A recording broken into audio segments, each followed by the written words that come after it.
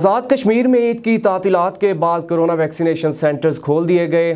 ईद की छुट्टियों के दौरान कोरोना वैक्सीनेशन सेंटर्स बंद थे, जिसके बाद वैक्सीनेशन का अमल तातुल का शिकार था। ताहम वैक्सीनेशन सेंटर्स के औकात कार में इजाफा कर दिया गया है। Provincial program manager EPI doctor Bushra Shams का कहना है कि सुबह 8 से रात 8 बजे तक सेंटर्स खुले रखे जाएंगे। शहरी परेशान ना हो, वैक्सीन ख़त्म नहीं होगी और शहरी अपने वक्त पर वैक्सीनेशन के लिए आएँ, अफरा तफरी ना की जाए। NCOC की गाइडलाइंस के मुताबिक आज़ाद कश्मीर में वैक्सीनेशन का अमल जारी है।